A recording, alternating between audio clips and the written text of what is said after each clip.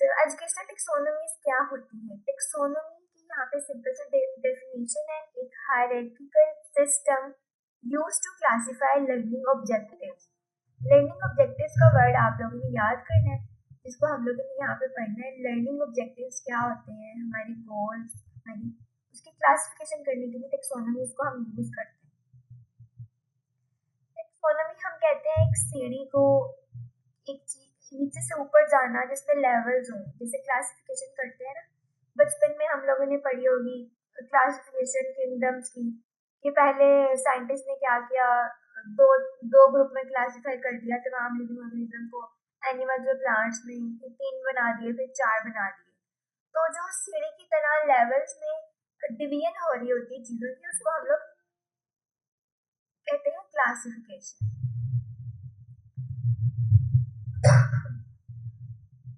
तो आज के इसमें हम लोगों ने यही पढ़ना है, टेक्सोनोमीज होती क्या चीज है और क्लासिफिकेशन के डेफिनेशन।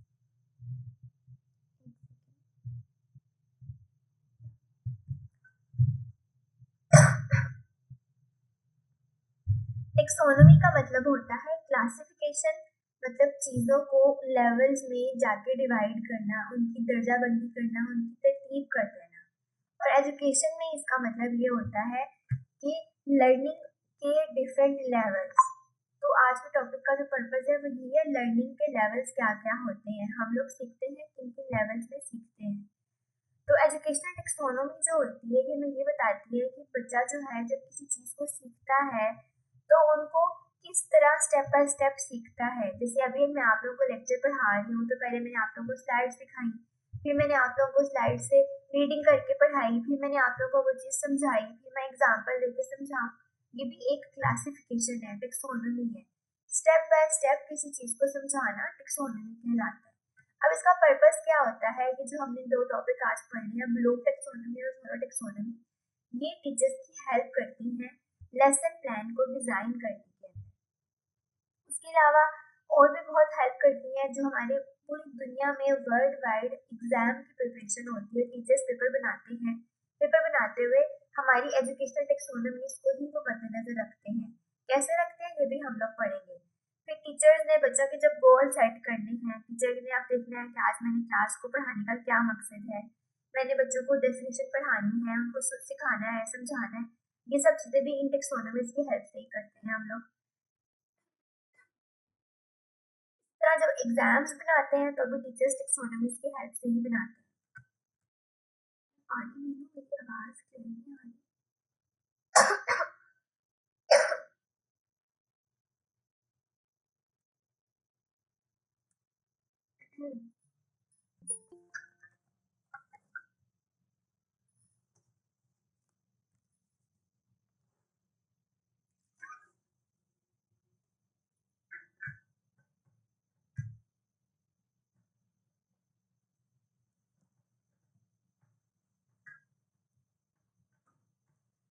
चलिए आप कंटिन्यू करते हैं, कोई इंशाल्लाह इंटरप्शन नहीं होगी। एजुकेशनल टेक्सोनोमीज के टॉपिक को स्टार्ट किया है, 2 टेक्सोनोमी जिसमें हम लोगों ने डिस्कस करनी है जो इम्पोर्टेंट है, ब्लूम टेक्सोनोमी और सोलो टेक्सोनोमी। एजुकेशनल टेक्सोनोमी का मैंने आप लोगों को बताया कि टेक्सोनोमी का मतलब ये होता है क्लासिफाई करना चीज़ों को उनकी दर्जाबंदी करना, लेवल्स के मुताबिक उनको तरतीब देना। और एजुकेशन के अंदर हम इसको क्यों पढ़ रहे हैं कि हमने ये देखना है levels of learning, learning objectives हमारे किस तरह से क्लासिफाई किए जाते हैं। ठीक, और इसके पर्पस मैंने आप लोगों को बताया कि स्टूडेंट्स और टीचर्स दोनों ही इन टेक्सोनोमीज को यूज करते हैं। टीचर्स इनको एग्जाम्स बनाने के लिए यूज करते हैं, स्टूडेंट्स को रोड मैप प्रोवाइड करने के लिए यूज करते हैं, गोल सेटिंग के लिए यूज करते हैं, स्टूडेंट की असेसमेंट के लिए यूज करते हैं। और कैसे यूज करते हैं ये भी हम लोग अभी पढ़ेंगे, क्लास के एंड तक इंशाल्लाह ये भी क्लियर हो जाएगा। अब टीचर जैसे फॉर एग्जांपल पेपर बनाने में यूज करते हैं ब्लूम टेक्सोनोमी। पहली टेक्सोनोमी हमारे पास है ब्लूम टेक्सोनोमी, 2 ही हम लोगों ने पढ़ी। ब्लूम टेक्सोनोमी को टीचर यूज करते हैं ये फैसला करने के लिए कि अगर टीचर ने एमसीक्यू बेस्ड पेपर बनाना है तो पेपर में कौन कौन से लेवल होने चाहिए। पेपर ऐसा होता है कि वो आसान भी हो, मीडियम भी हो और बहुत ज़्यादा कॉन्सेप्चुअल भी हो। टीचर्स ने जब लेसन को प्लान करना होता है, स्टूडेंट्स की लर्निंग आउटकम्स को जब टीचर्स ने देखना होता है, उनकी असेसमेंट करनी होती है, तो भी इनको यूज़ किया जाता है। स्टूडेंट भी लर्निंग के लिए इसको यूज़ करते हैं और हम स्टूडेंट्स इनको सेल्फ असेसमेंट के लिए भी यूज़ कर सकते हैं। कैसे कर सकते हैं वो भी हम पढ़ते हैं। तो फर्स्ट टॉपिक आता है ब्लूम टेक्सोनोमी। नाम से शो हो रहा है, इसको ब्लूम ने दिया है 1956 के अंदर।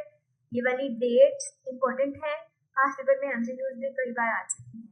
ब्लूम टेक्सोनोमी एक हायरार्किकल फ्रेमवर्क है जो कि 1956 के अंदर बेंजामिन ब्लूम ने इसको डेवलप किया और एजुकेशनल लर्निंग ऑब्जेक्टिव्स को क्लासिफाई करने के लिए। लर्निंग ऑब्जेक्टिव्स को लेवल्स में उसने क्लासिफाई किया कि हम लोग जब कुछ लर्न करते हैं तो हम कैसे लर्न करते हैं, उस चीज को क्लासिफाई करने के लिए ब्लूम ने ये वाली टेक्सोनोमी दी। अब जो उसके क्लासिफिकेशन है उसने 3 डोमेन्स में की है, 3 एरियाज के अंदर। अब पहली है कोग्निटिव डोमेन, अफेक्टिव डोमेन और साइकोमोटर डोमेन। ये तीनों डोमेन्स हम लोगों ने सेपरेटली पढ़ी है, ठीक है। अब इनको पढ़ते हैं तीनों को। पहले ये मैं बता दूं, जो कोग्निटिव डोमेन है ना, ये वाली सबसे ज्यादा इंपॉर्टेंट है। इसमें से इतने ज्यादा एमसीक्यूज आपके हर पास पेपर में आते ही आते हैं, तो इसको अच्छे से याद करना है हमें।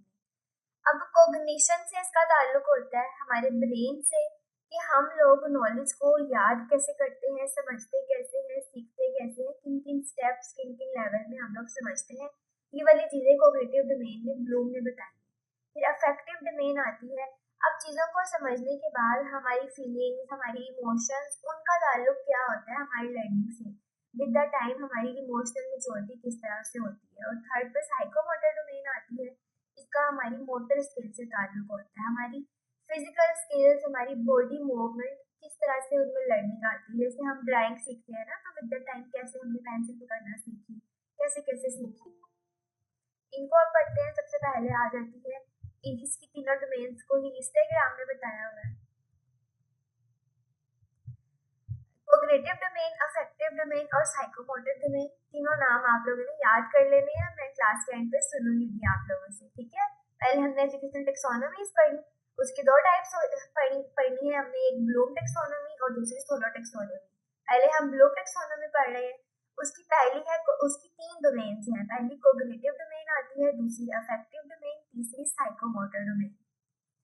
कोग्निटिव डोमेन का जैसे मैंने आप लोगों को अभी बताया कि इसका ताल्लुक हमारी थिंकिंग, हमारी नॉलेज से होता है, कि हमारे कि किस तरह से हमने नॉलेज को सीखा, समझा, अपने ब्रेन का यूज हमने किस तरह करके जिंदगी में कुछ भी सीखा।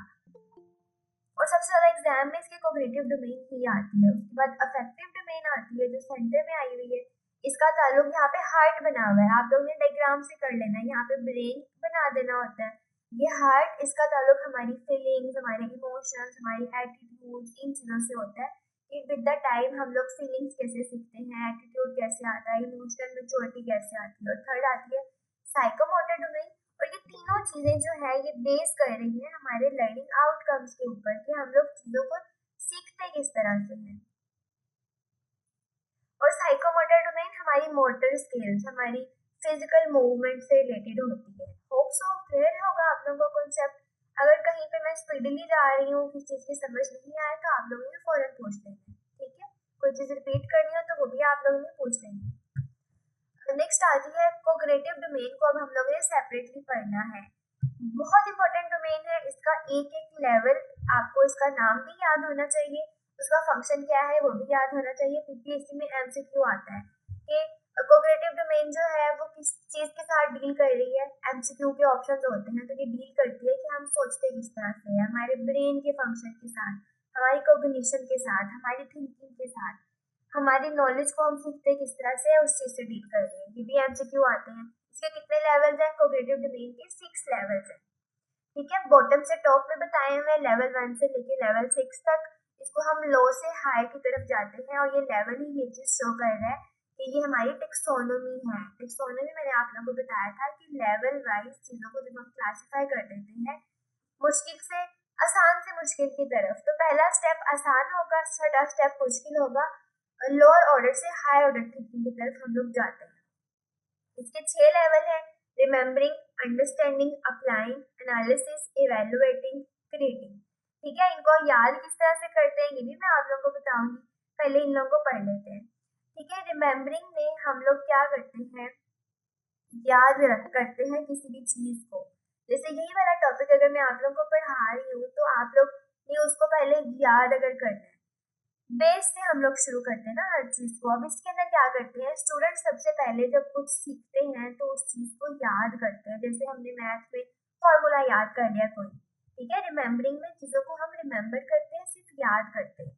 उससे अगले स्टेप में हम लोग उस चीज को अंडरस्टैंड करते हैं, समझते हैं। इस स्टेज के ऊपर बच्चा याद नहीं करता बल्कि उस कॉन्सेप्ट को अपने लफ्जों में एक्सप्लेन करने की कोशिश करता है, कि उसको पता हो कि मेरी अंडरस्टैंडिंग कितनी है उस चीज की, कि अब मैंने जो चीज पढ़ी है वो मैं आगे समझा सकता हूँ किसी को या खुद समझा सकता हूँ। ठीक है, इसमें अंडरस्टैंडिंग आती है। थर्ड लेवल आता है एप्लीकेशन। अब बच्चे ने एक चीज याद कर ली, उसको समझ लिया, अब उसने उसको अप्लाई करना है अगले लेवल के अंदर, उसका इस्तेमाल। सीखी हुई बात को अब उसने मसले को सॉल्व किस तरह से करना है। जैसे अगर मैथ के फॉर्मूले वाली एग्जांपल ही देखें तो रिमेम्बरिंग में बच्चे ने सिर्फ रट्टा लगा लिया फॉर्मूले को, अंडरस्टैंड में उसने उस फॉर्मूले को समझा कि मैंने इसको यूज कैसे करना है, उसको प्रॉपर समझा।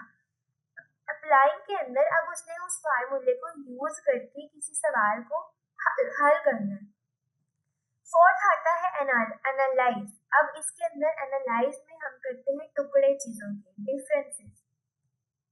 दो डिफरेंट फॉर्मूलाज का फर्क जब बच्चे ने समझना है तो फिर वो एनालिसिस के लेवल के ऊपर चला जाता है, कि चीजों के दरमियान कनेक्शन ढूंढना, उनके फर्क को समझना, कि ये वाला जो फार्मूला है ये उस क्वेश्चन में यूज नहीं होना, ये इसमें होना है। अगर किसी और टाइप के क्वेश्चन आएंगे तो उसमें कोई और फार्मूला यूज होना है। इसको हम कहते हैं एनालिसिस करना। उससे अगला लेवल होता है इवेलुएट करना। इवेलुएशन के अंदर बच्चा फैसला करता है, किसी चीज की क्वालिटी का फैसला करता है कि ये सही है या गलत है, यानी कि अपनी थिंकिंग के बेसिस के ऊपर, अपनी सोच के ऊपर जस्टिफाई करता है, कोई फैसला लेता है।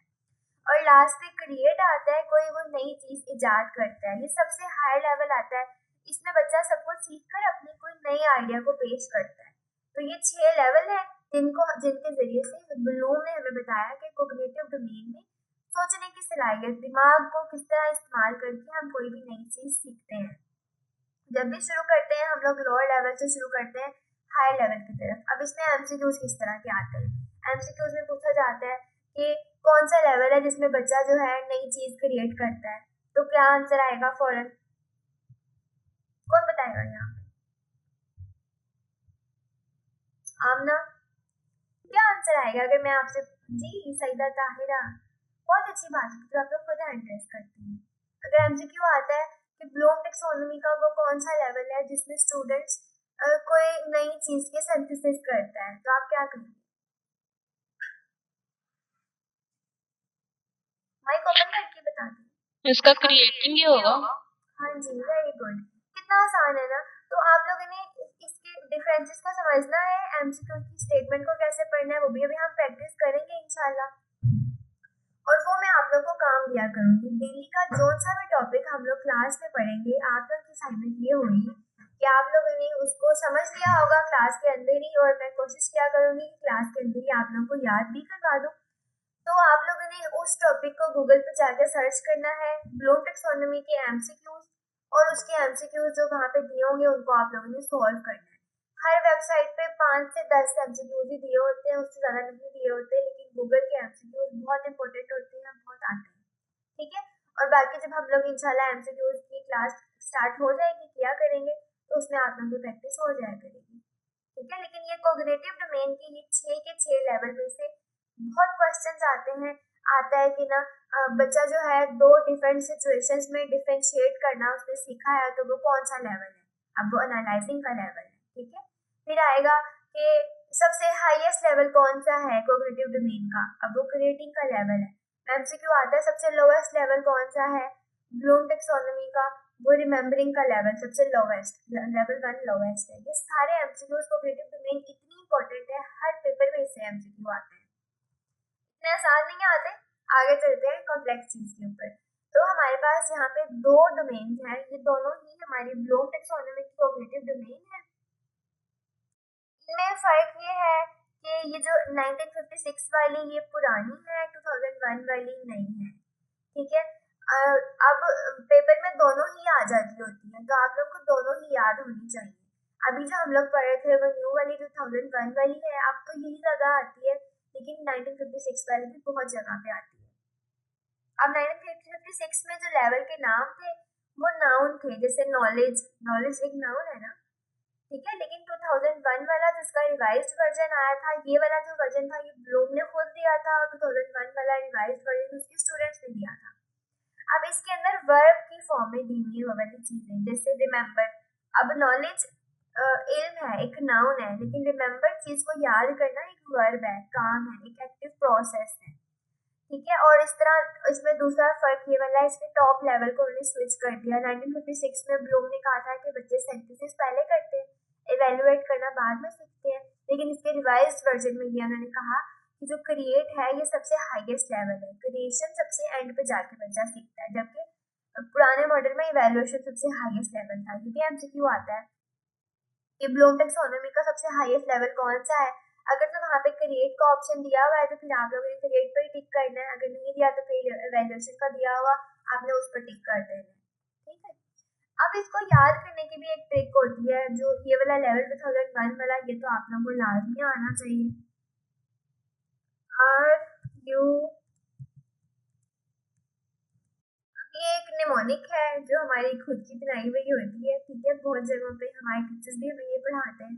मिस राजदा बहुत अच्छे टीचर है, उनसे मैंने पढ़ा हुआ है, उन्होंने हमें ये वाली कराई थी, तो मैं भी आप लोगों को ये कराऊंगी। आर यू आपा ई सी, आर से रिमेम्बर, यू से अंडरस्टैंड, ए पी से अप्लाई करना, फिर ए एनालाइज करना, ई से इवेलुएट करना, सी से क्रिएट करना, ठीक है। इजी है, तो कोई ना कोई निमोनिक अगर आप लोग बना के याद कर लें तो कर लें, क्योंकि रट्टा लगाना ही होता है जाहिर चीज़ों को, ताकि मिक्सअप ना हो। फिर यहाँ तक अब इसकी छोटी सी अगर एग्जांपल मैं आप लोगों को कोई दूँ, जैसे पीपीएससी के एग्जाम की प्रिपरेशन हम लोग कर रहे हैं, ठीक है। अब आप लोगों ने ब्लूम टेक्सोनोमी की डेफिनेशन और उसके लेवल्स का रट्टा मार लिया। ये आप लोगों ने क्या किया, स्टेप 1 आप लोग का हो गया रिमेम्बरिंग का। लोएस्ट लेवल पे हम लोग किसी भी चीज को रिमेम्बर कर लेते हैं, उसको याद कर लेते हैं। स्टेप 2 आता है उसकी अंडरस्टैंडिंग का, कि अब हम लोग इस चीज को समझते हैं कि ब्लूम टेक्सोनोमी टीचर्स के लिए क्यों जरूरी है। भाई मैं एज अ टीचर इसको क्या मेरा इस्तेमाल है, मैं इसको पढ़ क्यों रही हूँ, हमारी पेडागोजी में एजुकेशन के चैप्टर के अंदर ये इतनी इंपॉर्टेंट क्यों है, ठीक है। इसकी इंपॉर्टेंस मैं आप लोगों को बताती हूँ, पहले एग्जाम्पल कंप्लीट कर लेते हैं।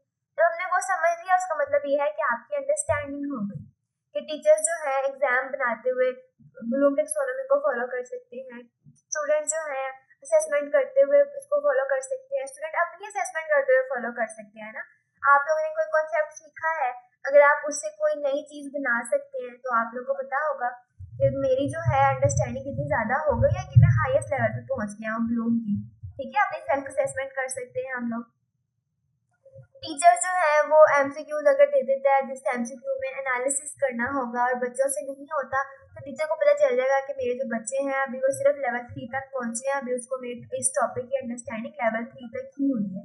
जब वो इवेलुएशन नहीं करना सीख रहे, उस सीखी हुई चीज के बेसिस के ऊपर कुछ इवेलुएट नहीं कर रहे, कुछ जस्टिफाई नहीं कर सकते, कोई डिसीजन नहीं ले सकते, टीचर को वहीं से अंदाजा हो जाएगा मेरे बच्चे के असेसमेंट का, बच्चे जो है अभी लेवल 4 पे ही पढ़े हुए, ठीक है। तो ये भी इसके फायदे ही है, जो कि टीचर्स इसको प्रैक्टिकल लाइफ में कैसे यूज करते हैं। तो ब्लूम टेक्सोनोमी सिर्फ पाकिस्तान में नहीं यूज होती, पूरी दुनिया में, पूरे एजुकेशन सिस्टम में पेडागोजी सारे टीचर्स इसको यूज कर सकते हैं अपने बच्चों के असेसमेंट करने के लिए, पेपर बनाने के लिए भी यूज करेंगे इसको। स्टूडेंट्स खुद यूज कर सकते हैं एनालाइज करने के लिए कि हम लोग किस लेवल पे हैं।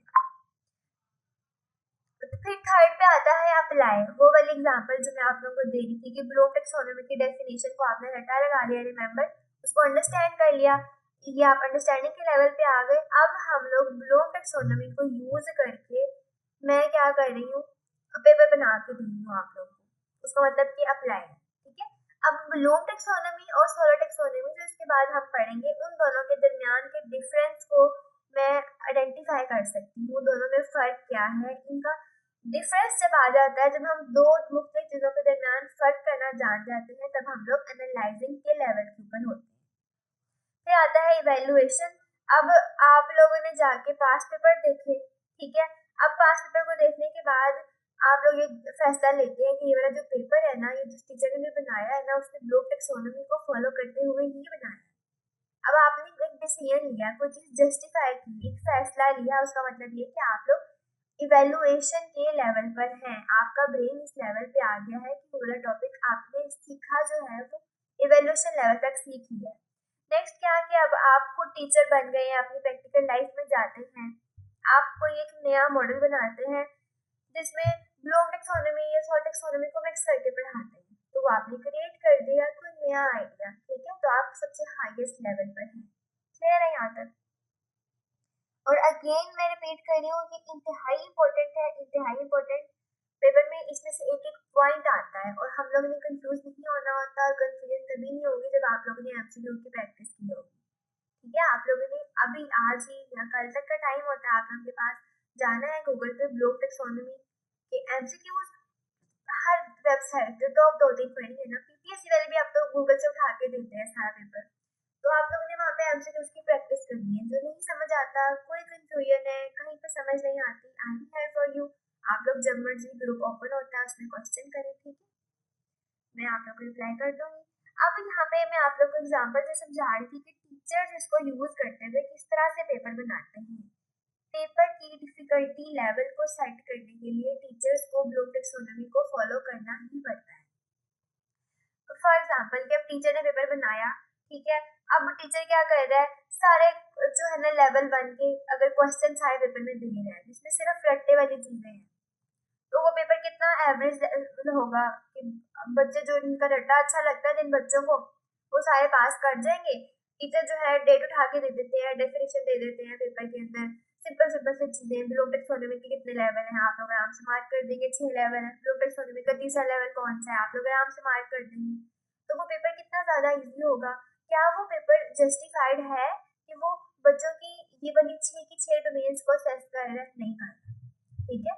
तो टीचर ने जब पेपर बनाना होता है तो उसने इस सारी की सारी डोमेन्स को, इसके सारे लेवल्स को मद्देनजर रखना होता है। पेपर में कोई भी टॉपिक है या चैप्टर है उसके इस तरह के क्वेश्चंस भी ऐड करने जिसमें बच्चों की रिमेम्बरिंग वाली स्किल भी जज हो, इस तरह के एमसीक्यूज भी हो जिसमें बच्चे एनालिसिस कर सकते हो, इस तरह के एमसीक्यूज भी जिसमें बच्चे इवेलुएट कर सकते हो। तो एक अच्छा स्टैंडर्ड पेपर वही होता है जो बैलेंस्ड हो, जिसमें 30% इजी हो, यानी कि लेवल 1 और लेवल 2 से 30% एमसीक्यूज आए हो, ताकि जो स्टूडेंट्स एवरेज स्टूडेंट्स हैं जिनके अंदर एनालाइज करने की, एवेलुएट करने की, क्रिएट करने की एबिलिटी नहीं है, जिन स्टूडेंट्स में ना क्लास के होते हैं ना बच्चे जिनमें क्रिटिकल थिंकिंग नहीं होती, ताकि वो भी पास हो सके। इस तरह फिर टीचर लेवल 3 और 4 से भी 30% क्वेश्चंस बनाएंगे, ताकि वो वाले बच्चे जो कॉन्सेप्चुअल सिर्फ पढ़ते हैं, जिनको रट्टा नहीं लग सकता, जो रिमेम्बरिंग में बहुत बुरे होते हैं, उनके पास ऊपर की 2 स्किल्स हैं, वो वाले बच्चे भी पास कर सके। और कुछ टीचर डिफिकल्ट क्वेश्चंस भी दें पेपर में 30%, जो लास्ट 2 लेवल 5 और 6 के हो, ताकि जो क्रिएटिव बच्चे हैं उनकी पहचान कर सके टीचर। तो इस तरह से टीचर्स इसको पूरी वर्ल्ड वाइड यूज करते हैं एक स्टैंडर्ड एग्जाम को बनाने के लिए। और जब स्टैंडर्ड एग्जाम होगा तो बच्चे की असेसमेंट भी अच्छी होगी। अगर कोई बच्चा जो है डिफिकल्टी, कोई बच्चा जो है ना जैसे सिंपल वो उसके 30 मार्क्स आ जाते हैं, टीचर को पता चलेगा कि ये वाला बच्चा जो है ना इसमें ये वाली 4 एबिलिटीज नहीं है। कोई बच्चा 100 मार्क्स ले रहा है, टीचर को पता चलेगा कि ये वाले बच्चे की जो लर्निंग है, उसके ब्रेन का जो फंक्शन है, ये पूरा 100% है, वो चीजों को क्रिएट भी कर सकता है, अप्लाई भी कर सकता है। ये वाला चैप्टर बच्चे ने इतना समझा है। क्लियर है यहाँ तक सबको? क्लियर है तो सारे ना, आप लोग या तो कमेंट नहीं कर सकते, बोल नहीं सकते, तो आप लोग जो है ना हैंड्स अप कर दिया करें जी। समीरा, अनम आपको समझ कहाँ से नहीं आ रही बच्चे? वेबसाइट कौन सी? मैम मुझे तो पूरी नहीं आई। अच्छा, शायद मैंने लेट ज्वाइन किया इसीलिए। आपने कब ज्वाइन किया था? हम कोई रिवीजन दे जब ये यहाँ बता रही थी ना, ये 1956 के अंदर ये था और दूसरे वाला ये, उधर से मैं आई हूँ तो मुझे तो एक चीज भी समझ नहीं आई। अच्छा, आपने ये करना है, मेरा सेशन जिन्होंने भी ज्वाइन करना है, आप लोगों ने पूरे 7:30 बजे ही आना है, ठीक है। आइंदा से मैं रिपीट कर देती हूँ ना, परेशान नहीं हो, ठीक है, आपको रिकॉर्डेड लेक्चर भी मिल जाएगा, क्योंकि मैं बहुत पंक्चुअल हूँ टाइम की। अगर वेट करते भी है ना तो मैंने 5 मिनट से ऊपर कभी किसी का वेट नहीं किया। अब वो बच्चा जो जो 7:30 बजे का आके बैठा है, क्लास ज्वाइन करके बैठा है, और एक बच्चा जिसने 8 बजे आना है, तो क्या उस बच्चे के साथ जाती नहीं है जो 7:30 आया है? वो कहेगा मेरा तो टाइम ही वेस्ट हो गया आके। जो लेट आए नुकसान उसका हो, ठीक है। तो मेरा रोल यही होता है, पूरे 7:30 क्लास शुरू हो जाती है, ठीक है। 1-2 मिनट का चलो फर्क होता भी है, हम लोग 5 मिनट तक वेट कर भी लेते थे। 7:35 पे मैं बोलना शुरू कर देती, ठीक है। तो जिस बच्चे ने मेरा सेशन ज्वाइन करना है ना, टाइमिंग की बहुत, और टाइमिंग हम पूछ के रखते हैं। अगर आप लोग डिस्टर्ब हैं, आप लोग सारे मिलके एक बात करें, कोई और टाइमिंग डिसाइड कर लें, मैं उस पर क्लास ले लूँगी, ठीक है। और नंबर 2 बात की सेशन का सिलेबस भी आज हम लोग ने डिस्कस करना है, और मैं आप लोग को क्लास के लास्ट पे डिस्कस करूँगी। ये वाला लिंक अगर खत्म हो जाएगा घंटे बाद मैं दूसरा लिंक शेयर कर दूँगी, ठीक है। और जिन लोगों ने भी सेशन ज्वाइन करना है, तो आप लोगों ने मुझे बताना है, मुझे कमेंट करना है। हम लोग पहले वीक में अपनी पेमेंट कंप्लीट कर लेते होते हैं, और कोई ज़्यादा पेमेंट नहीं है, सिर्फ 1000 है। यही वाली चीज़ें बाकी टीचर्स 8000, 9000 15 दिन के सेशन में पढ़ा रहे हैं, ठीक है। और इतनी डिटेल अगर आप लोगों को पढ़ाता है तो आप लोग मुझे लाजमी बताइएगा, ठीक है। तो मैं इसलिए ही करती हूँ ताकि उन बच्चों को भी फायदा हो जो उतना अफोर्ड नहीं कर सकते, वरना महंगे सेशन से क्या फर्क पड़ता है ना। और दूसरी बात यही कि आप लोगों ने मुझे आज बता देना किस किसने सेशन ज्वाइन करना है। सिलेबस हम लोग अभी डिस्कस कर लेते हैं, और फीस जल्दी पे कर देनी है ताकि मैं आप लोगों को सेपरेट ग्रुप में ऐड कर दूंगी। बाकी सब बच्चों को इस ग्रुप में हम लोग नहीं पढ़ते होते, ठीक है। हमारा पेड ग्रुप अलग होता है। और तीसरी बात ये कि सिलेबस आज हम लोग ने डिस्कस करना है, और अजान हो जाए फिर अनम आपको मैं रिपीट कर दूंगी, ठीक है। आज के लेक्चर की आपको वैसे रिकॉर्डिंग भी मिल जाएगी, बाकी की भी मिला करेगी इंशाल्लाह। ये हमारा सिलेबस है, इसको भी डिस्कस कर ही लेते हैं। तो हमारा जो पेडागोजी होती है ना, बहुत डिटेल्ड होती है, और इसमें नो डाउट कि एक मंथ में इसको कवर करना इतना आसान नहीं होता। तो मैंने सारे इंपॉर्टेंट टॉपिक्स रखे हैं और कोशिश की है कि इसको हम लोग कर लें, ठीक है। साइकोलॉजी का चैप्टर है, उसमें साइकोलॉजी की बहुत सारी थेरीज है, और उसमें जितनी इम्पोर्टेंट सारी मैंने यहाँ पे ऐड की है, ठीक है। आप लोग देख लेना, एरिक्सन, जीन पियाजे, वाइकोस्की, मैस्लो, और एक एक थेरी का एक एक पॉइंट सारे ही इम्पोर्टेंट है, ठीक है। ये लर्निंग थेरीज इंटरव्यू में बहुत पूछी जाती हैं। इंटरव्यू के क्वेश्चंस भी हम लोग डिस्कस किया करेंगे। रिसर्च है, रिसर्च का चैप्टर इम्पोर्टेंट होता है, बहुत ज़्यादा होता है। लास्ट टाइम जो बीपीएससी आया था उनमें रिसर्च का एक क्वेश्चन भी नहीं आया था, और पता नहीं ऐसा क्यों। अब ये तो उनकी मर्जी होती है, लेकिन हमें तो पढ़ना ही होता है अपनी मर्जी, जिम्मेदारी के लिए। आ जाएगा तो फिर सैम्पलिंग, इसकी टाइप्स, रिसर्च की टाइप्स, इसके स्टेप्स, वैलिडिटी, रिलेबिलिटी, बहुत सारे एमसीक्यूज यहाँ से आते हैं, बहुत सारे इंपॉर्टेंट होते हैं। फिर असेसमेंट और इवैल्यूएशन का चैप्टर, अनदर इम्पोर्टेंट चैप्टर, दोनों ही इम्पोर्टेंट है। ये सारे पीपीएससी के इंटरव्यू में पूछे जाते हैं, चाहे इंटरव्यू आपका जिस मर्जी सब्जेक्ट का हो। ये टेक्सोनॉमीज जो हम आज पढ़ रहे हैं, एजुकेशन टेक्सोनॉमीज, ब्लूम और सोलो, दोनों ही इम्पोर्टेंट हैं। अभी जब हम लोग पास्ट पेपर की प्रैक्टिस किया करेंगे, इंशाल्लाह कल 7:30 बजे ही क्लास होगी, और वो यूट्यूब पे लाइव हुआ करेगी, क्योंकि वो मेरी पेड क्लास नहीं है, तो फिर यूट्यूब पे मैं पढ़ाया करूँगी। और वो जिसके लिए सेपरेट ग्रुप बनाया है, और वो उसमें ना हम लोग एमसीक्यूज की प्रैक्टिस किया करेंगे इंशाल्लाह। और फिर standardize test, aims, goals, objectives, ये सारे टॉपिक। अब ये ना असेसमेंट और इवैल्यूएशन में और भी बहुत सारे टॉपिक्स आते हैं, लेकिन मैंने सारे मेन यहाँ पे डाले हैं। अगर आप लोग का कोई और रिक्वेस्टेड टॉपिक होगा ना, तो आप लोग चाहते होंगे पढ़ना, तो मैं वो भी पढ़ा दूंगी, लेकिन मेरी नज़र में जो मोस्ट इम्पोर्टेंट ये वाले टॉपिक्स थे। फिर करिकुलम का चैप्टर आता है, इम्पोर्टेंट है, बहुत इम्पोर्टेंट है। इसकी फाउंडेशन, मॉडल सारे इम्पोर्टेंट है, ठीक है। ये सारी चीज़ें ही इम्पोर्टेंट है, ये हम लोगों ने पढ़ना है। फिर एजुकेशनल फिलोसफी पढ़नी है।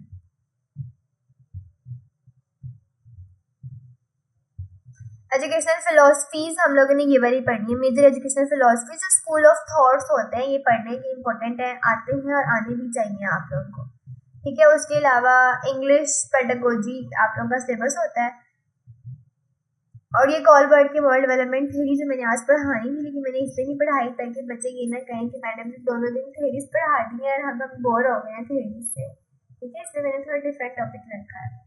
तो ये आप लोगों के पास पेपर के एमसीक्यूज क्वेश्चन साथ साथ भी मैं बताती हूँ। वीकली टेस्ट हुआ करेगा इंशाल्लाह हमारा, और वीकली टेस्ट एमसीक्यूज बेस्ड ही हुआ करेगा, और उस टेस्ट को हम लोग बाद में जो है ना डिस्कस भी किया करेंगे, ठीक है। अगर आप लोग को यहाँ पे कोई क्वेश्चन हो, कोई कन्फ्यूजन हो, तो आप लोगों ने मुझसे पूछ लेना है। यहाँ पे नहीं पूछना तो पर्सनल में पूछ लेना है, ठीक है। मैं रिप्लाई करूँगी, और कल तक आप लोगों ने मुझे फाइनलाइज करके देना है कि किन बच्चों ने सेशन ज्वाइन करना है। और आप लोगों को अगर पसंद आता है तो आप लोगों ने अपने क्लास फेलोज, अपने फ्रेंड्स सबको कन्विंस करना है कि वो भी यहाँ पे आए, ठीक है। तो हमारे सेशन की जो पहली 2 दिन क्लासेस होंगी ना, वो मैं जिन्होंने डेमो नहीं ली होंगी वो डेमो के लिए वो वही ले लेंगे। तो उससे क्या होगा ना कि फायदा होता है, क्योंकि जरूरी नहीं है कि फ्यूचर में इतनी कम फीस में आपको कोई इस तरह का सेशन पढ़ाए।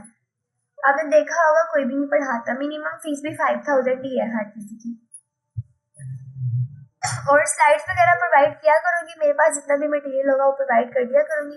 मेरे पास ना इसकी कोर एरिया की बुक्स भी हैं, तो वो आप लोगों ने मुझसे मांगेंगे तो बुक में से जो पेजेस होंगे ना, जो जो हमने टॉपिक पढ़ा हुआ वो भी साथ साथ शेयर कर दिया करूंगी। इंशाल्लाह कोशिश पूरी रहेगी कि आप लोग सीखें भी, समझें भी, याद भी करें और उस चीज़ को अपनी प्रैक्टिकल लाइफ में यूज़ करना भी सीखें, ठीक है। चले इसको मैं बंद करती हूँ।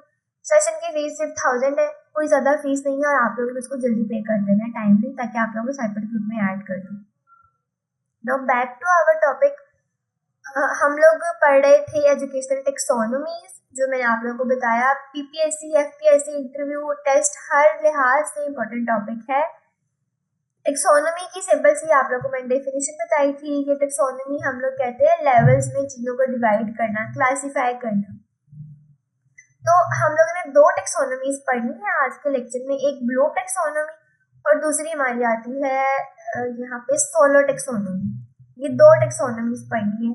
हमने पढ़नी क्यों है? टीचर्स इसको यूज करते हैं, स्टूडेंट्स इसको यूज करते हैं, हमने इसलिए पढ़नी है। इसकी हमने इंपॉर्टेंस मैंने आप लोगों को बताई कि टीचर्स जो हैं, पूरी दुनिया में जो टीचर्स हैं, जब पढ़ाते हैं बच्चों को, बच्चों की जब असेसमेंट करते हैं, एग्जाम्स बनाते हैं, वो इन्हीं टेक्सोनोमीज को यूज करके बनाते हैं, ठीक है। इसीलिए पेडागोजी में हम इसको पढ़ते हैं, और दायरा पढ़ना जरूरी भी है ताकि हम लोग बैलेंस्ड पेपर बना सकें। ऐसा पेपर जिसमें बच्चे को हमने जज करना है, उसकी लर्निंग आउटकम्स कितनी है, ये वाली चीजें सारी, ठीक। फिर हमने ब्लूम टेक्सोनोमी के 3 जो डोमेन्स हैं, cognitive domain, affective domain, motor domain, उसको पढ़ा। अब ना ये वाली जो इसकी डेट्स है ना, ये इंपॉर्टेंट है। Cognitive domain, affective domain, psychomotor domain, तीनों की डेट्स जो है ना, ये भी आप लोगों ने याद करनी है कि 1956 में आई थी, ये जो है ये 1972 में आई थी। साइकोमोटर डोमेन है वो भी उसके 8 साल बाद आई थी, ठीक है। तीनों के आप लोगों ने इन तीनों के डेट्स, ये कब कब आई थी, और उसके अलावा इनके नाम कि ये दिए किस किसने थी, ये भी आप लोगों ने याद करना है। कोग्निटिव डोमेन जो है 1956 में आई थी, ये अभी हमने पढ़ा है बेंजामिन ब्लूम ने दी थी। इस तरह जो अफेक्टिव डोमेन है ये 1956 के 7 साल बाद आई थी, अफेक्टिव डोमेन। ये भी हम लोगों ने अभी पढ़ना है, इसको जो है था ना कार्थोल्ड अभी पढ़ेंगे हम, उसने दी थी 7 साल बाद, कितना बनता है 1964 में आई थी। साइकोमोटर डोमेन जो है सिम्पसन ने दी थी, 1972 में आई थी। आप लोगों को फिंगर टिप्स से ये चीजें याद होनी चाहिए, तीनों एमसीक्यू में आती हैं, आ चुकी है। Cognitive domain, affective domain, psychomotor domain, तीनों में जो सबसे मोस्ट इंपोर्टेंट है वो कोग्निटिव ही है। कोग्निटिव हम लोगों ने पढ़ ली है, अब हमने अगली 2 डोमेन्स पढ़नी है। कोग्निटिव के हम लोगों ने 6 लेवल्स पढ़े, उनको हमने पढ़ा कि उसमें क्या क्या चीजें हम करते हैं, क्या क्या सीखते हैं। होप सो आप लोगों को क्लियर होगा। एग्जाम्पल दे के भी आप लोगों को समझाया। यहाँ तक कोई कंफ्यूजन हो तो आप लोगों ने मुझसे पूछ लेना, फिर हम आगे मूव करें। क्वेश्चन नहीं है।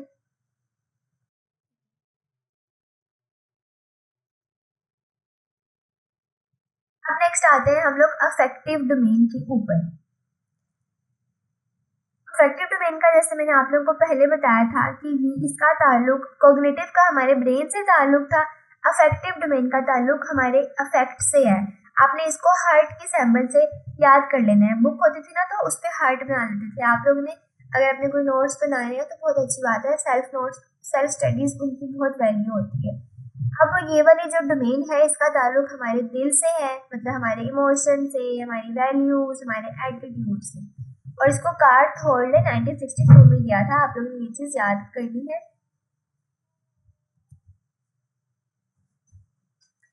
आमना ये जनरल एजुकेशन हम लोग पढ़ रहे हैं, ठीक है। स्पेशल एजुकेशन यहाँ पे हम लोग नहीं पढ़ रहे, okay. Everything we will be studying in this session is from general education. Special education का हम लोग सेपरेट रखेंगे, उसकी सेपरेट क्लासेस होंगी, वो एक अलग खाता है, उसको यहाँ पे हम लोग डिस्कस नहीं करना। ठीक हो गया। उसका जो एमसीक्यूज प्रैक्टिस कराया करोगे ना, उसमें स्पेशल एजुकेशन कराऊंगी।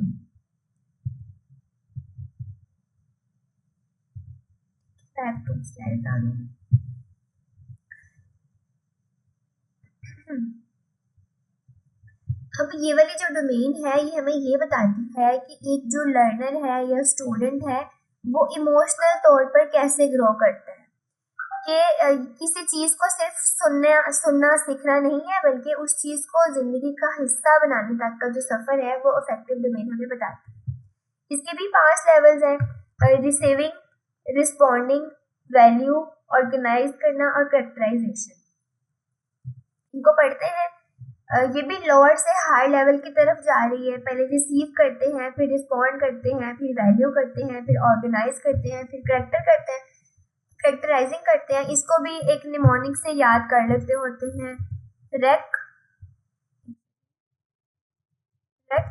Race, walk. आसान है, इससे याद करना थोड़ा आसान हो जाता है। अगर आप लोगों को कोई और तरीका आसान लगता है याद करने का, वो कर लें। रेक से रिसीव, रेस से रिस्पॉन्ड, बी से वैल्यू, और से ऑर्गेनाइजिंग, और सी से करेक्टराइजिंग।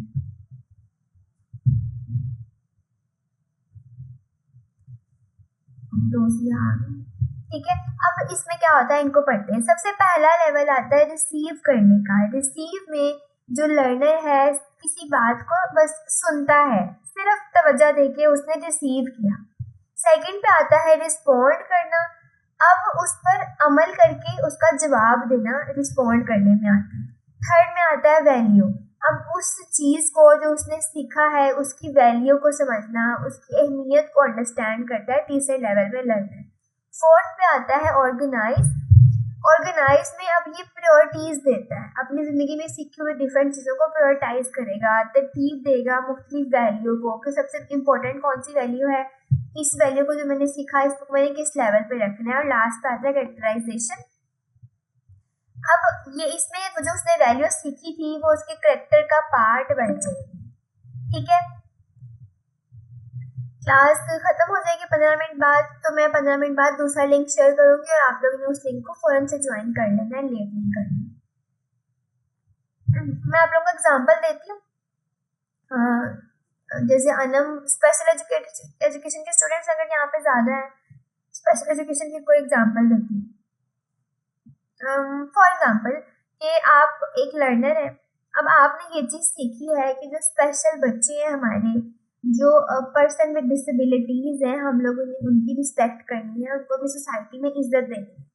ये लेवल 1 था जिसमें आप लोगों ने ये चीज़ सुनी है मेरे से। मैं आप लोगों की टीचर हूँ, मैं आप लोगों को समझाती हूँ कि आप लोगों ने जो जितने भी स्पेशल बच्चे हैं उनको रिस्पेक्ट देनी है। तो लेवल 1 में आप लोगों ने मेरी इंफॉर्मेशन को रिसीव कर लिया। ठीक है, अब लेवल 2 में रिस्पॉन्डिंग आती है। रिस्पॉन्ड में हम लोग जवाब देते हैं। ठीक है, आपने रिस्पॉन्स क्या दिया कि आप क्लास के बाद किसी स्पेशल बच्चे से मिले, आपने उसको मुस्कुरा के उसको हेलो बोला, आपने उससे हंस के बात की, उसको इम्पोर्टेंस दी, आपने उसकी इज्जत की। ठीक है, यानी कि आपने जो सीखा, अब मैं कर दूंगी रिपीट। ठीक है, अभी एग्जाम्पल पढ़ते हैं ना तो क्लियर हो जाएगा। रिस्पॉन्ड में आप लोगों ने उस चीज का जवाब दिया। ठीक है, उसको रिस्पॉन्ड किया किसी दूसरे इंसान को। थर्ड पे आता है वैल्यू। अब वैल्यू में हम लोगों ने आपने इस वैल्यू की उसकी कदर करनी है, इस चीज की, कि आपने अपने दिल से इस बात को वैल्यू देना है कि वाकई जरूरी है कि स्पेशल बच्चे की हम लोगों ने इज्जत देनी है, उसकी रिस्पेक्ट करनी है, उसको रिस्पेक्ट देना एक अच्छी बात है। ठीक है, ये वैल्यू में आ गया। अब फोर्थ लेवल में हम क्या करते हैं, ऑर्गेनाइजेशन। मैंने आप लोगों को बताया कि इसमें हम लोग प्रायोरिटी सेट करते हैं। आपने अपने लिए प्रायोरिटी बना लेनी है, रूल बना लिया, अपने लिए असूल बना लिया, ऑर्गेनाइज कर दिया उस चीज़ को कि मैंने बच्चों को इज्जत देनी है, उनका मैंने मजाक नहीं उड़ाना, चाहे मैं कहीं भी बैठूँ, मेरे बाकी दोस्त भले ही स्पेशल जो लोग हैं उनकी इज्जत नहीं कर रहे हो, लेकिन मैंने कर दी। ठीक है, आपने एक प्रायोरिटी सेट कर ली, अपनी लाइफ का एक असूल बना लिया कि मैंने किसी भी सूरत में स्पेशल बच्चों के मजाक नहीं उड़ाना, मैंने रिस्पेक्ट करनी है उनकी हमेशा। और लास्ट पे आता है करेक्टराइजिंग। करेक्टराइजिंग का मतलब होता है जो आप कहेंगे रिपीट करने का, कि अब वो चीज आपके करेक्टर का हिस्सा बन गया है, आपका करेक्टर बन गया है। अब पूरी जिंदगी में आप उसकी इज्जत करना आपकी फितरत बन चुकी है। ठीक है, क्लियर है?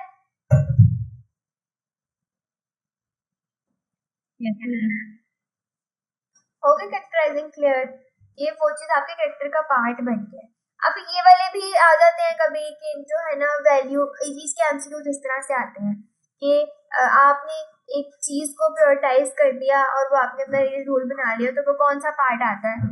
सिंपल सा इसका आंसर है, कौन बताएगा? ऑर्गेनाइजेशन। ठीक है, अभी आप लोग को लग रहा है कि आप लोग को नहीं आता, लेकिन जब आप लोग इसको पढ़ेंगे तो याद आएगा, इसमें कुछ मुश्किल नहीं है। रिसीव में क्या हमने किया कि बात को सिर्फ तवज्जो से सुना, रिस्पॉन्ड में उस बात पे अमल देके हमने उसका या जवाब दिया। ठीक है, अमल करना उस बात का या उस बात का जवाब देना। वैल्यू में आपने उस चीज की अहमियत की, उसकी वैल्यू को आपने अंडरस्टैंड करना है। अब ये एमसीक्यू आता है कि एक चीज है तो आपने अब उसको उसकी इम्पोर्टेंस को आपने अंडरस्टैंड किया, तो ये कौन सा लेवल है अफेक्टिव डोमेन का? तो वो थर्ड लेवल, ऐसे बोल देता है लेवल 1 2 3 फर्स्ट लेवल, ये थर्ड लेवल है या वैल्यूइंग का लेवल है। आप लोग ने एमसीक्यू की प्रैक्टिस करनी है, लाजमी करनी है, और जब आप लोग प्रैक्टिस करेंगे तभी आप लोगों को पता चलेगा कि आप लोगों को कितनी समझ आई है। मैं आप लोगों से क्लास के फौरन बाद लिंक शेयर कर दूंगी ना, आप याद रहा तो मुझे रिमाइंड करा दीजिएगा।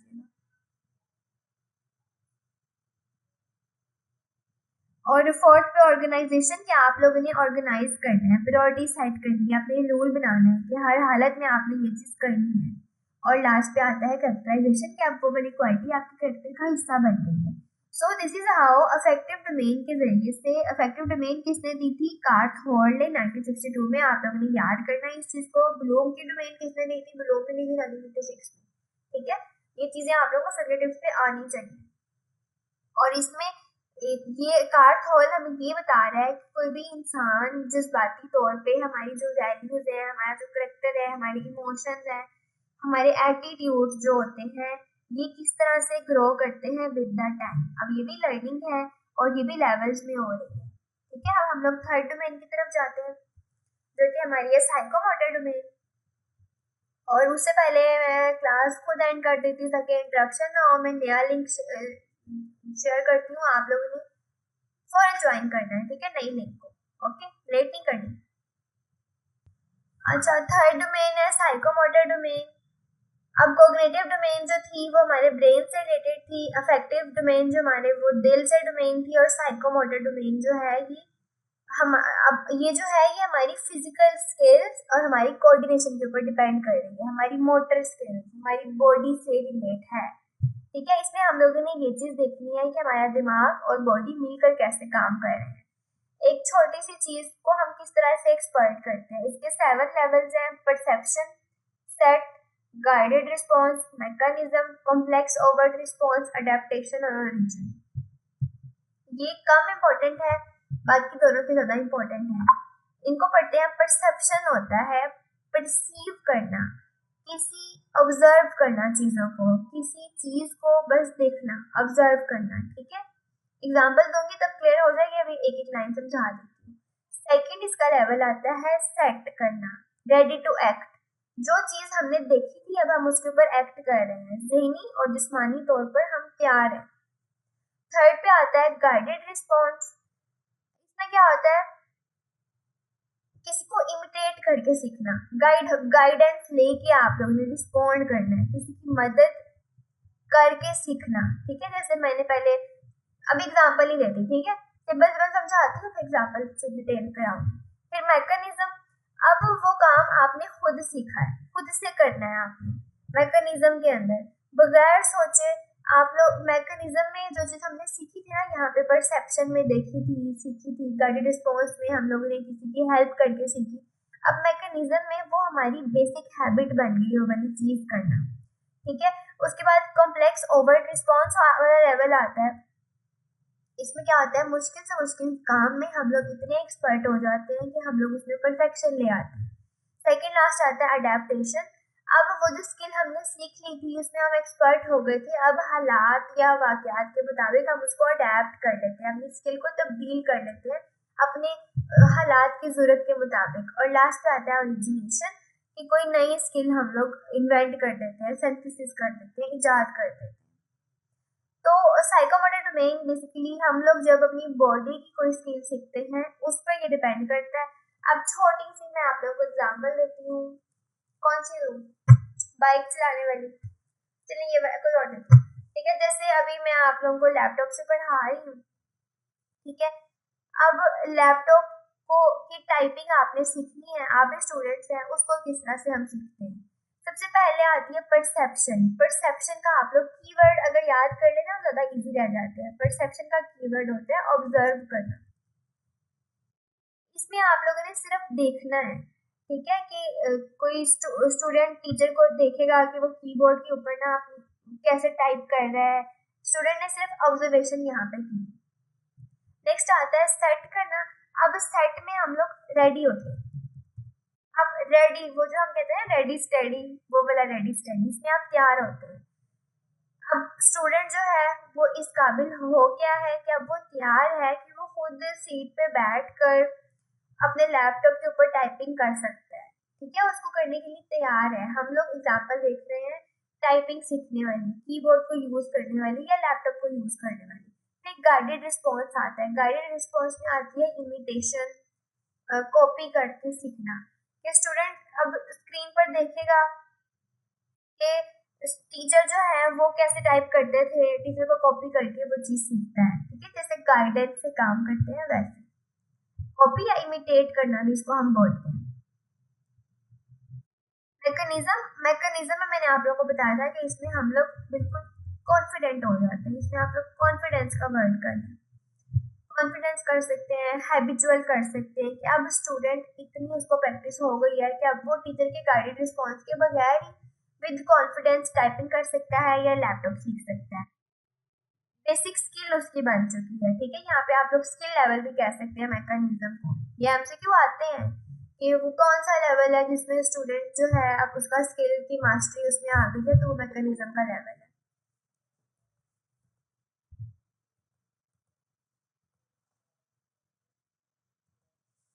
और उसके बाद आता है कॉम्प्लेक्स ओवर्ट रिस्पॉन्स। इसमें बच्चा जो है इसमें मास्टरी आती है, आप कह सकते हैं कि बच्चा एक्सपर्ट हो गया, कि बहुत तेजी से अब उसकी स्पीड बन रही है कि अब वो 1 सेकंड में 1 मिनट के अंदर 60 वर्ड जो है वो टाइप कर सकता है, उसकी मास्टरी आ गई।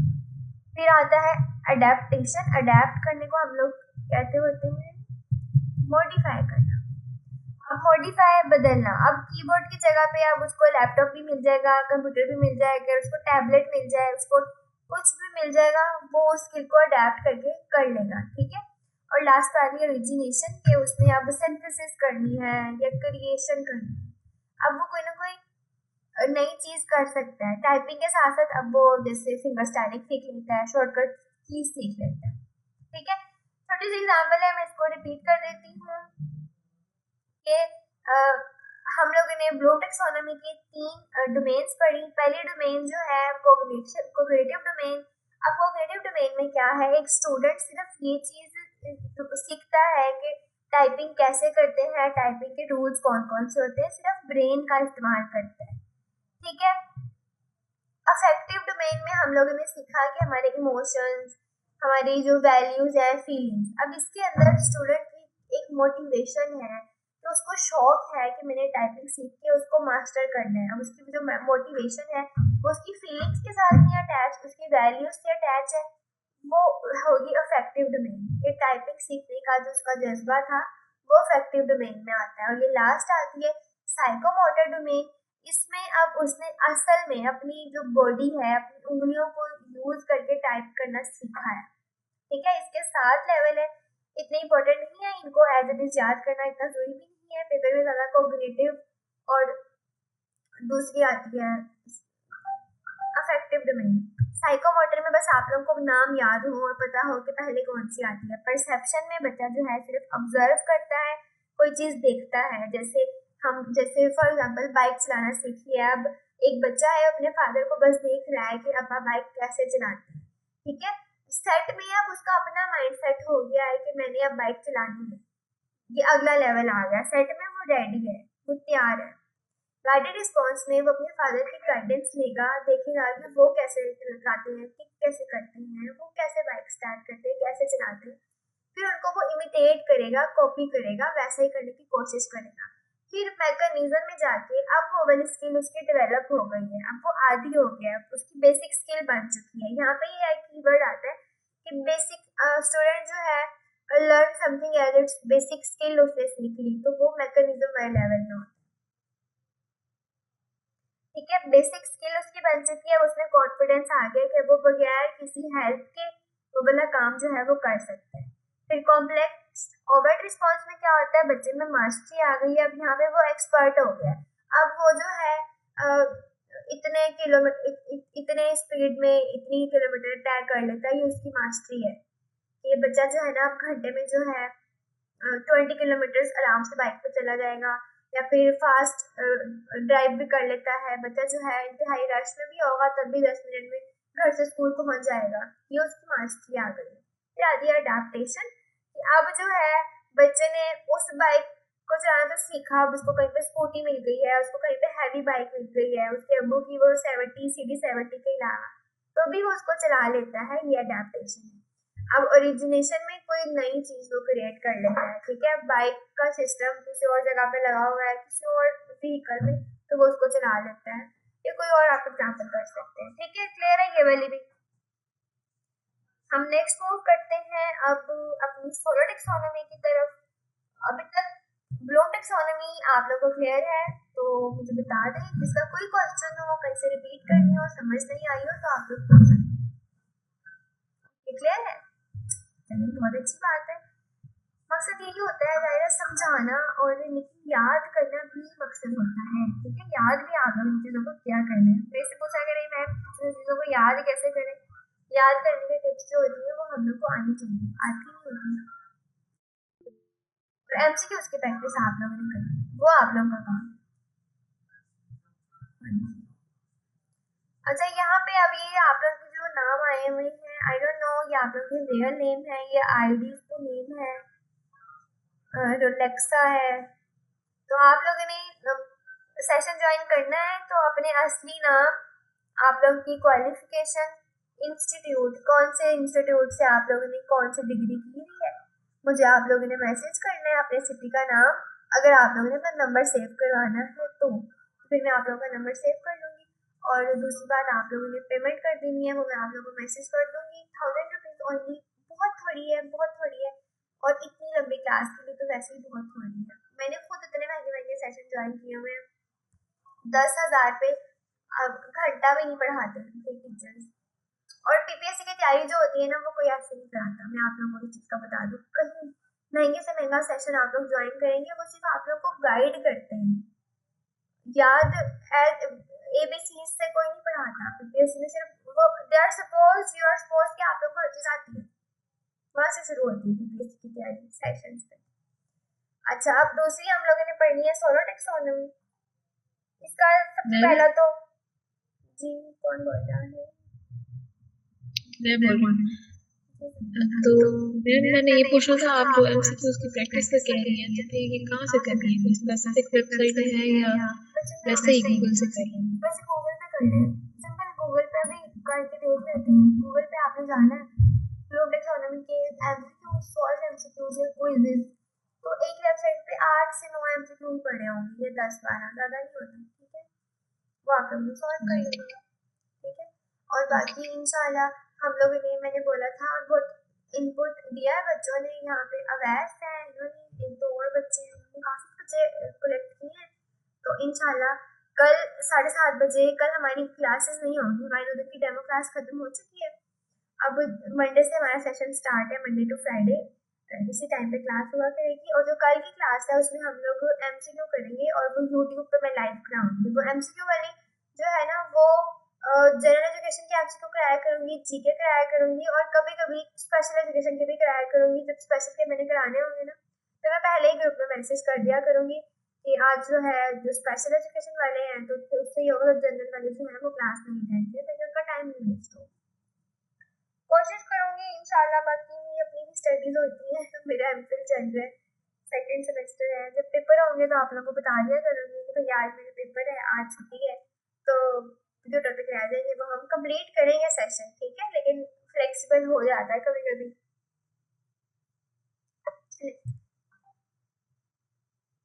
लेकिन करेंगे सारा जितना सिलेबस है, ये सारे सिलेबस के आप लोगों को पीडीएफ्स मिलेंगे, आप लोगों को नोट्स मिलेंगे, हर एक टॉपिक मिलेगा। और इसके अलावा भी मेरे जितने पुराने स्टूडेंट्स हैं जिन्होंने मुझसे सेशन लिया, उनको पता है कि मैं हमेशा अवेलेबल होती हूँ। कभी मेरे एग्जाम्स होते हैं तो फिर 5 दिन बाद रिप्लाई कर देती होती हूँ, लेकिन करती लाजमी होती हूँ, मुझे रिमाइंड करा दिया गया, ठीक है। कोई गाइडेंस लेनी हो, जितना मुझे थोड़ा सा नॉलेज मेरे पास है, मैं खुद भी स्टूडेंट हूँ, जितना मुझे होता है उतना मैं हेल्प कर देती हूँ, जो नहीं होता कोशिश करती हूँ करने की। बाकी अल्लाह खैर करे, ठीक है। आप लोग भी अच्छे खासे समझदार हैं, तो एमसीक्यू वाला जो है प्रैक्टिस वो आप लोग की जिम्मेदारी है। आप लोगों ने क्लास के बाद उस टॉपिक के एमसीक्यूज खुद किया करनी है, ठीक है। जो चीज़ समझ नहीं आती आप लोग ग्रुप में पूछे, डिस्कस करें। I am here for you. मुझे जो चीज़ नहीं आती होगी मैं भी उसको सीखूंगी, फिर आप लोगों को करवा दूंगी, लेकिन कोशिश करूंगी करवाने की इंशाल्लाह। सोलर टेक्सोनॉमी का पहले तो यही आता है, इसका एब्रीवेशन। रिलैक्सा आप है कौन? आपने मुझे मैसेज करके बताना है कि रिलैक्सा का असल नाम क्या है और ये है कहाँ की स्टोरी, ठीक है। Structure of observe learning outcome, ये इसकी एब्रीवेशन को 3-4 तरह से घुमा के एग्जामिनर दे देता है। पीपीएससी में कभी कभी ऐसे क्वेश्चंस आ ही जाते हैं, अगर कोई लकी बंदा हो तो एब्रीवेशन भी याद करनी है। ये किसने दिया था? बिग्स और कॉइल्स ने, जॉन बिग्स और कैल्विन कॉइल। लेकिन हर जगह पे यही बिग्स एंड कॉइल्स ही लिखा होता है। बिग्स एंड कॉइल भी एमसीक्यू आ चुका हुआ है 5 पेपर्स के अंदर, और इसके 5 हायरार्किकल लेवल है। अब ये होती क्या चीज है, इसको पढ़ते हैं। अब जो ब्लूम टेक्सोनोमी थी वो टीचर के लिए होती है, टीचर ज्यादातर इसको यूज करते हैं प्लानिंग करने के लिए। लेकिन जो सोलर टेक्सोनोमी है ये स्टूडेंट के लिए होती है, आउटपुट जो है, ठीक है। ब्लूम के बाद अब ये जो ब्लूम टेक्सोनोमी जो है ना वो ऑब्जेक्टिव्स के ऊपर फोकस करती है। हमने पढ़ा था ना लर्निंग ऑब्जेक्टिव्स थे फर्स्ट स्लाइड में, कि ब्लूम ये देखता है कि हमने बच्चे को क्या सिखाना है, टीचर ने ऑब्जेक्टिव डिसाइड करने हैं, उसके लिए ब्लूम टेक्सोनोमी का यूज करना है। लेकिन सोलर टेक्सोनोमी जो ये है ये दिखाता है कि बच्चे ने क्या सीखना है, उसका जवाब कैसा है। रिस्पॉन्स क्वालिटी, यहाँ पे क्वालिटी ऑफ स्टूडेंट रिस्पॉन्स, ठीक है। सोलो जो है ये स्टूडेंट के लिए है, ये हमें ये सिखाएगा कि स्टूडेंट का जवाब कैसा है, ठीक है। सिंपल सा कॉन्सेप्ट है। अब टीचर्स भी इसको यूज कर सकते हैं, जाहिर है टीचर्स के लिए, टीचर्स ही पढ़ते हैं सारा ये। इसको करिकुलम को डिजाइन करने के लिए यूज किया जा सकता है कि हम लोगों ने जब सिलेबस डिजाइन करना है तो हम लोग हमेशा इजी से डिफिकल्ट की तरफ जाते हैं, हर सिलेबस में क्लास वाइज आता है।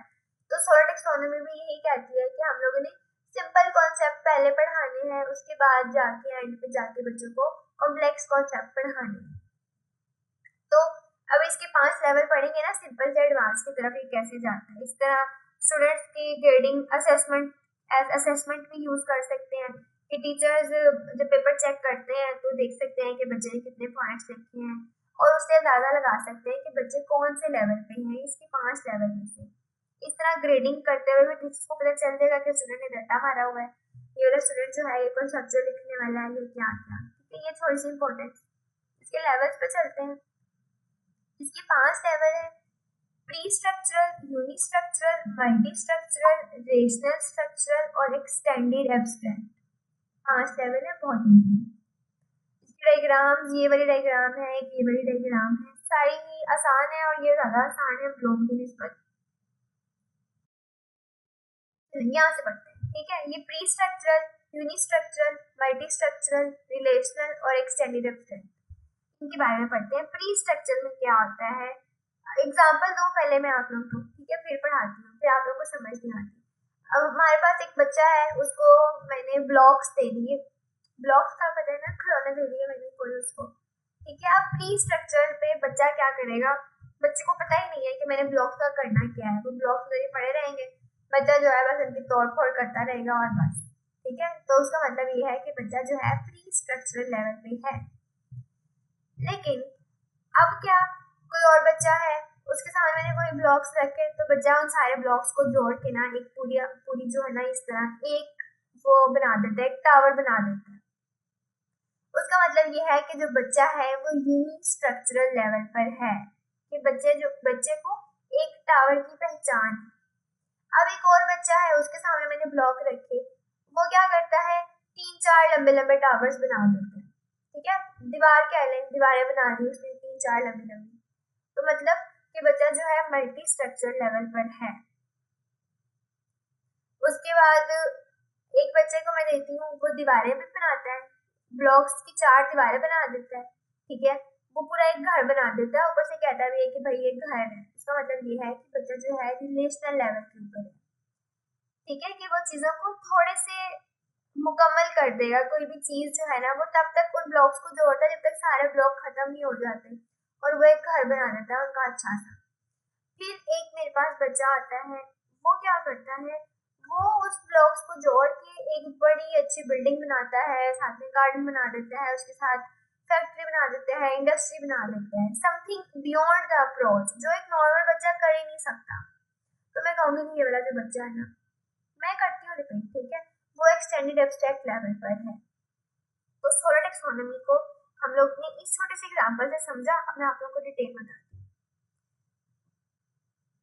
अब प्री स्ट्रक्चर लेवल पे क्या होता है कि बच्चा जो है ना बिल्कुल इस लेवल पे है कि जैसे यहाँ पे एक सर्कल लगा हुआ है। ठीक है, बच्चे का दिमाग बिल्कुल खाली है, उसको कुछ नहीं पता कि क्या होना है, मैंने क्या करना है। तो उस लेवल पे हम कहते हैं कि प्री स्ट्रक्चर लेवल, ये स्ट्रक्चर बनाने से पहले का लेवल है बच्चे के ब्रेन का। नेक्स्ट आता है यूनि स्ट्रक्चर लेवल। अब यूनि का मतलब होता है एक, कि बच्चा कोई एक स्ट्रक्चर बना सकता है। अब क्या, बच्चा जो है एक येलो कलर के ब्लॉक उठाता है और येलो कलर का उनका टावर बना देता है। जैसे मैंने आप लोगों को एग्जांपल दी कि बच्चे को सिर्फ एक ही बात की नॉलेज है, बच्चे को सिर्फ ये पता है कि एप्पल एक फ्रूट है। लेट्स पॉज ना, इधर बच्चे को पता ही नहीं है, एप्पल मैं उसको दिखाती हूँ, उसको पता ही नहीं है क्या चीज, लेकिन यूनिट स्ट्रक्चर लेवल पे बच्चे को पता है कि एप्पल एक फ्रूट है, बस। ठीक है, अब थर्ड लेवल है मल्टी। मल्टी का मतलब होता है बहुत सारे लेवल। अब यहाँ पे बच्चे ने क्या किया, येलो कलर की एक वो बना दिया, ब्लॉक्स की दीवार, एक ग्रीन कलर की बना दी, एक रेड कलर की बना दी। अब बच्चा जो है वो मल्टीपल लेवल पे जाकर चीजों को समझ सकता है, उसके पास बहुत सारी नॉलेज है। अब उसके पास अगर एप्पल मैं उसको दिखाऊंगी, उसको पता होगा कि ये एप्पल है, एप्पल मीठा होता है, ये एप्पल जो है ये रेड होता है, एप्पल जो है हेल्थ के लिए अच्छा होता है। ये मल्टी स्ट्रक्चर। ठीक है, बच्चे की हम लोग नॉलेज को देख रहे हैं कि उसके पास कितने लेवल की नॉलेज है। सोलर टेक्सोनोमी मैंने अभी बताया था कि वो हमें बच्चों के क्वालिटी ऑफ रिस्पॉन्स के बारे में बताती है, बच्चा ने कितना ग्रो किया हुआ, उसके पास कितनी नॉलेज है। ठीक है, अब रिलेशनल लेवल पे क्या हो रहा है,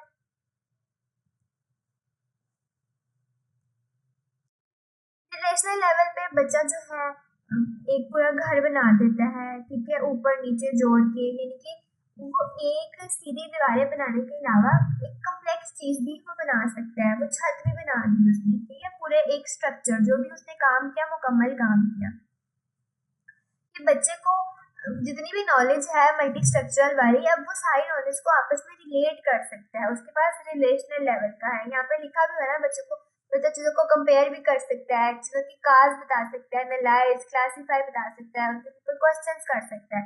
अब यहाँ पे बच्चे को पता है कि चूंकि एप्पल मीठा है, एप्पल हेल्दी है, इसलिए हमें उसको रोजाना खाना चाहिए। इस तरह की कॉम्प्लेक्स बातें। ठीक है, और लास्ट पे आता है एक्सटेंडेड एब्स्ट्रैक्ट। अब बियॉन्ड द नॉर्मल बच्चे होते हैं, एक्सटेंडेड बच्चे जो होते हैं ये बहुत कम पाए जाते हैं। ये हमारे वो वाले बच्चे होते हैं जो बहुत गिफ्टेड होते हैं, जिनके पास एक्स्ट्रा एबिलिटीज होती हैं, जिनके पास इतनी ज़्यादा नॉलेज होती है कि वो हमेशा बाकी पूरी क्लास जितना करिए वो उससे भी ज़्यादा उनकी सोच होती है, उनके पास ज़्यादा क्वेश्चन होते हैं, नॉलेज में बहुत नया से नए कॉन्टेक्स्ट में अप्लाई करने के उनके पास आइडियाज होते हैं। अब उस बच्चे ने उन ब्लॉक्स का घर भी बना दिया, उसका गार्डन भी बना दिया, इतना कुछ बना दिया जो कि beyond the reach of a normal student था। मतलब वो बहुत ही ज़्यादा टैलेंटेड बच्चा था, एक्स्ट्रा ऑर्डिनरी बच्चा था। अब बच्चे को पता होगा, यहाँ पे अगर एप्पल वाले एग्जाम्पल लेके चले, उसको पता होगा कि एप्पल जो है अगर आप रोजाना खाएंगे तो एन एप्पल अ डे तो डॉक्टर से आपको कोटेशन भी सुना देगा। हालांकि है बाकी बच्चों की एज का ही बच्चा, उसको पता है कि इसको खाने से सेहत बेहतर होगी, इसको खाएंगे तो ये इसका बजट सस्ता पड़ेगा, इसको खाएंगे खून भी बनता है, इससे आयरन की कमी पूरी होती है, एप्पल खाएंगे तो आपकी दवाई का खर्चा बच जाएगा। अ लॉट ऑफ नॉलेज जो एक एक नॉर्मल बच्चा नहीं सीख सकता। ठीक है, क्लियर है? यहाँ से भी पढ़ लेते हैं, क्योंकि यहाँ पे स्टूडेंट बिल्कुल ओवरवेल्म्ड होगा, उसको इरेलीवेंट इन्फॉर्मेशन यूज करेगा, बिल्कुल उसको पता ही नहीं होगा कि क्या करना है, ब्रेन बिल्कुल जीरो लेवल पे होगा। यूनिट स्ट्रक्चर में स्टूडेंट एक रेलिवेंट टॉपिक, एक रेलिवेंट एस्पेक्ट पे देखता है। मल्टी में बच्चे का जो ब्रेन होता है मल्टीपल एस्पेक्ट में जाके सोचता है, चीजों को कनेक्ट करता है। रिलेशनल में उसके पास कॉन्सेप्चुअल अंडरस्टैंडिंग होती है। ठीक है, अब बहुत सारे डिफरेंट कॉन्सेप्ट को वो जोड़ के कोई ना कोई एक होल चीज बना देते हैं। एक्सटेंडेड एब्स्ट्रैक्ट जो है हाईएस्ट लेवल होता है, उसको कॉन्सेप्ट को जनरलाइज करना आता है, किसी नई चीजों में किस तरह से लगाना है। कॉन्सेप्चुअल अंडरस्टैंडिंग से भी ज्यादा की नॉलेज। ठीक है, तो यहाँ पे एक और डायग्राम भी है कि प्री स्ट्रक्चर में बच्चे को कुछ भी नहीं पता, यूनि स्ट्रक्चर में उसको एक बात पता है, मल्टी में उसको बहुत सारी बातें पता है, रिलेशनल में वो उन सारी बातों को जोड़ के कोई ना कोई नतीजा निकाल लेता है, और एक्सटेंडेड में वो सबसे आगे की सोच, वो क्रिएटिविटी रख रहा है। ठीक है, क्लियर है जी? यहाँ तक किसी का कोई भी क्वेश्चन हो तो आप लोग पूछ सकते हैं। रिलैक्सा समझ आ गई आपको नेशनल लेवल की? स्टूडेंट का गम एक स्टूडेंट ही जान सकता है। अच्छा, जब आप टीचर बन जाएंगे तो फिर आपको पता चलेगा कि टीचर्स के गम उससे भी ज्यादा होते हैं।